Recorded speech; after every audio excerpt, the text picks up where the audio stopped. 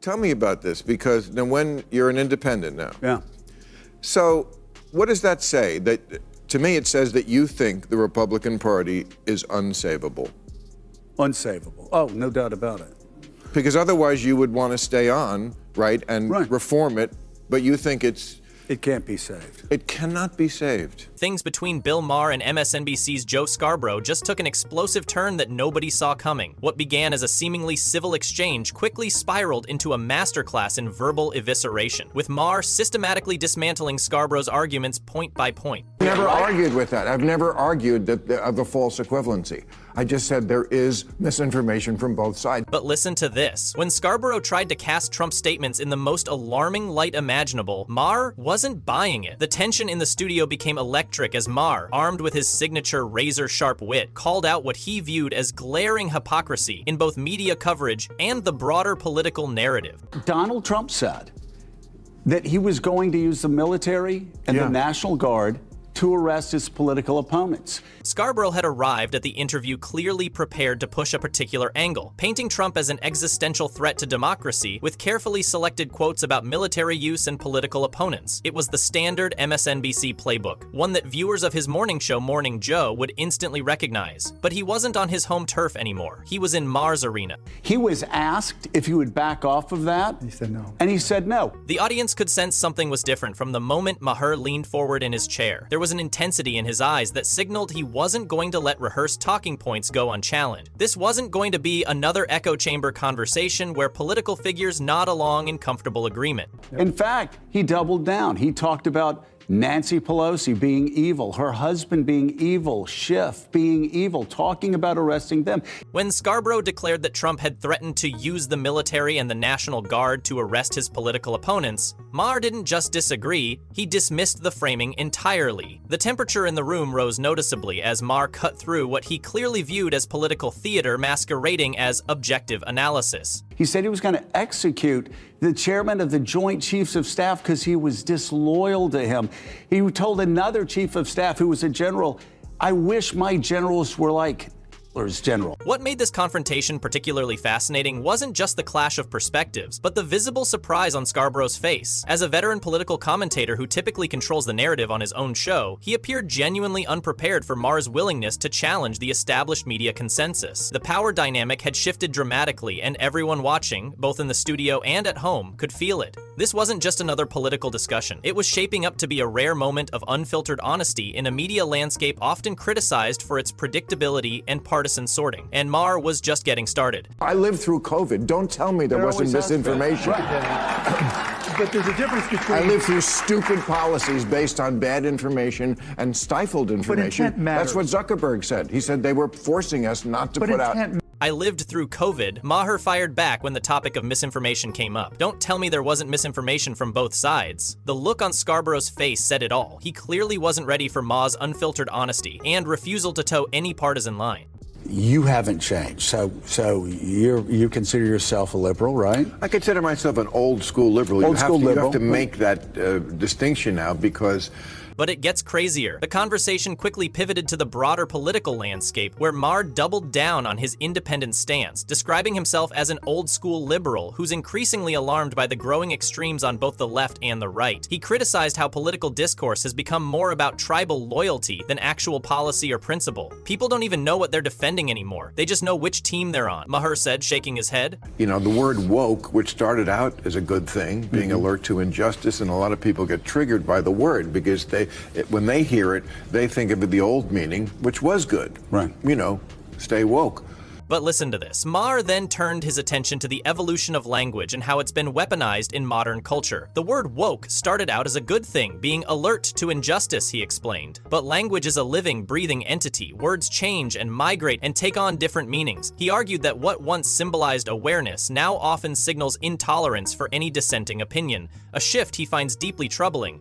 But I'm sorry, language is a living, breathing entity. Words change and they migrate and they take on a different meaning. And woke now has to answer for, or for people have just used the word to ascribe a number of extreme things on the left. As the discussion turned to race in America, Maher delivered perhaps his most nuanced and devastating critique. You have to, on one hand, understand you benefited from racism if you're white. There's no doubt about it, and that has to be addressed, he stated firmly. But also, I didn't personally do it. There's a middle ground there. It was a rare moment of balance, acknowledging systemic injustice without succumbing to blanket guilt or reductive narratives. I mean, Kamala's big, I think, challenge here to win over the undecided voters is to convince them that she's not part of what they suspect she might be, sort of a stealth version of the worst excesses of the left. But listen to this, Maher didn't stop there. He continued, cutting to the heart of today's discourse problems. Sometimes on the left, they don't want to acknowledge progress because it interferes with virtue signaling. To say we've come a long way, which we have, it's okay to say that, but somehow you're a better person if you say, but there's work to be done. Of course there's work to be done. I said there's a coalition of Trump voters, people who really like him. They certainly are those. And then there's people who don't necessarily like him that much, but they still think he's less crazy. His point was clear. Progress doesn't have to be denied in order to advocate for more of it. In fact, recognizing how far we've come can be a powerful motivator to keep moving forward without falling into the trap of performative outrage or moral one-upmanship. Then stuff that strikes them as aggressively anti-common sense. That takes place on the left. When Scarborough mentioned focus groups of Trump voters who support him because of where he stands on the issues, Maher pounced. What does that even mean? What issues? What issues does this guy share with conservatives? The audience erupted, sensing Scarborough had walked directly into Maher's trap. You have to, on the one hand, understand you benefited from racism if you're white. There's no doubt about it. And that has to be addressed. It can't be ignored. But also, but it gets worse. Maher didn't let up, pressing the point with surgical precision. Is it fiscal responsibility? He added $8 trillion 0 cents to the debt. Is it moral values? The guy paid off a porn star and brags about grabbing women. Is it small government? He tried to overturn an election and expand executive power beyond recognition. Scarborough, momentarily stunned, struggled to respond as Maher laid bare the contradictions in the so-called issue-based support for Trump. I didn't personally do it.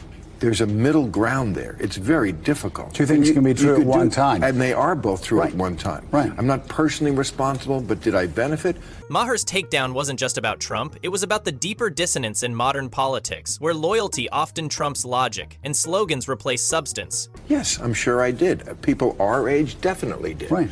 And so, if we can all agree on things like that, we could then come up with sensible policies.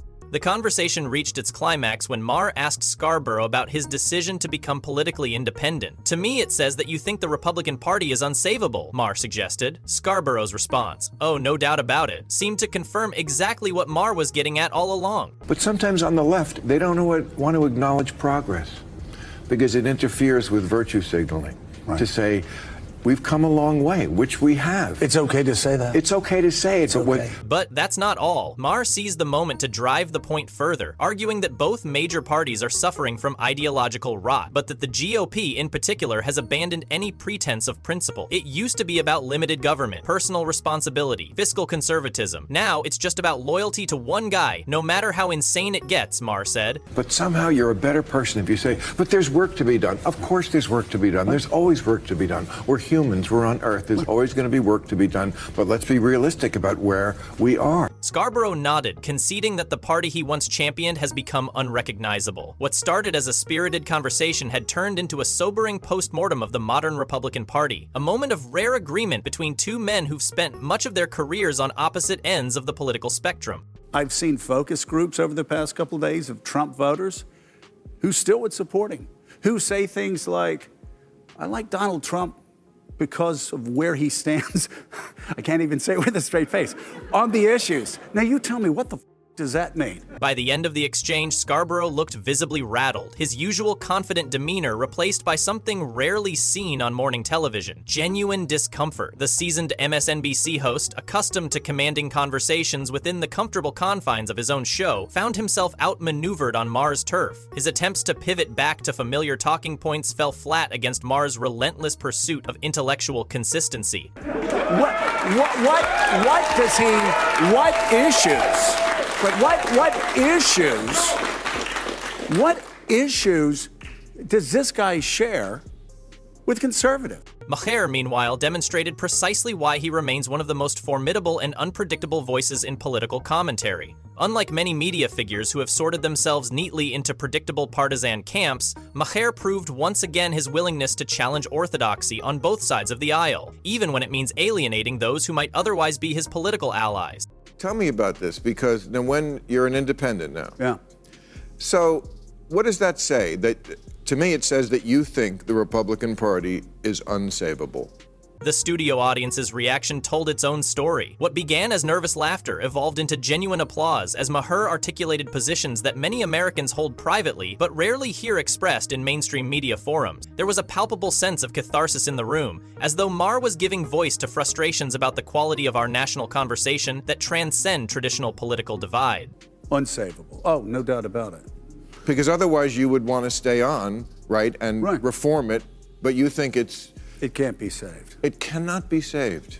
As the cameras continued rolling, it became increasingly clear that this wasn't just another forgettable TV segment in the endless cycle of political programming. This was a defining moment that exposed the deep fractures, not just in American politics, but in how our media ecosystem processes and presents those politics to the public. In an era where political discussions often generate more heat than light, Maher's surgical takedown of Scarborough offered something increasingly rare, a genuine exchange that forced viewers to reconsider entrenched positions. It was uncomfortable, it was provocative, it was exactly the kind of honest conversation so desperately needed in today's polarized climate. For Scarborough, it likely meant a long, reflective car ride home. For Maher, it was another example of why, love him or hate him, he remains impossible to ignore. And for viewers caught in the exhausting crossfire of America's political warfare, it provided a brief, refreshing glimpse of what media discourse could be when personalities are willing to challenge not just their opponents' thinking, but their allies as well. As the credits rolled and social media began to light up with clips of the exchange, one thing was certain. In an age of carefully choreographed political theater, Bill Maher had just delivered something authentically, brutally real.